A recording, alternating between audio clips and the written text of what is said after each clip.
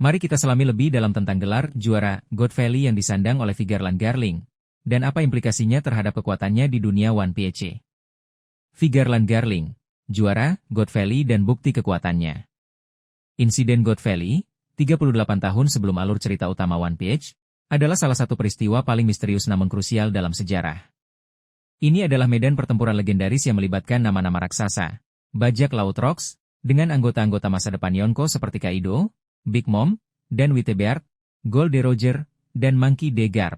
Di tengah kekacauan ini, terungkap bahwa Figurland Garling menyandang gelar sebagai juara God Valley. Apa arti gelar juara God Valley? Awalnya, banyak yang berspekulasi bahwa Garling mendapatkan gelar ini karena perannya dalam memenangkan pertempuran besar antara bajak laut Rocks, Roger, dan Marinir.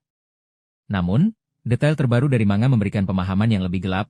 God Valley sebenarnya adalah pulau non-pemerintah yang menjadi arena berburu bagi para naga langit setiap 3 tahun sekali.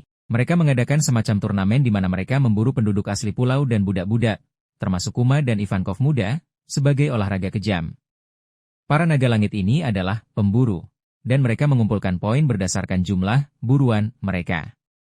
Dalam konteks inilah gelar juara God Valley kemungkinan besar diberikan kepada Figurland Garling. Dia adalah pemenang atau individu yang paling dominan dalam perburuan manusia yang mengerikan ini. Ia bahkan disebutkan mengumpulkan hingga 100.000 poin, menunjukkan keahliannya yang sadis dan tak tertandingi dalam perburuan. Implikasi kekuatan dan kekejaman. Gelar juara ini menegaskan beberapa hal tentang Figurland Garling, kekuatan tempur yang luar biasa. Untuk mendominasi perburuan sebesar itu, di antara naga langit lainnya yang kemungkinan besar juga memiliki pengawal kuat, Garling harus memiliki kemampuan fisik dan tempur yang sangat dahsyat. Ini menunjukkan bahwa bahkan di usia muda, ia sudah menjadi individu yang sangat berbahaya. Kebrutalan dan kekejaman ekstrim.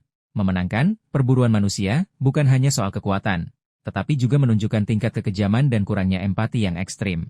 Garling benar-benar menikmati menyiksa dan membunuh makhluk hidup demi kesenangan dan poin. Ini selaras dengan perilakunya di masa kini yang dengan mudah menghukum mati Saint Mosgard.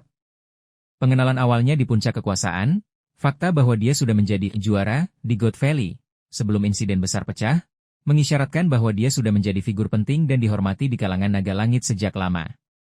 Ini menjelaskan mengapa dia kemudian naik menjadi panglima tertinggi God Knight dan sekarang menjadi Gorosei. Berada di pusat sejarah penting, kehadirannya dan gelarnya di God Valley menempatkannya langsung di jantung salah satu peristiwa paling penting yang membentuk era bajak laut saat ini.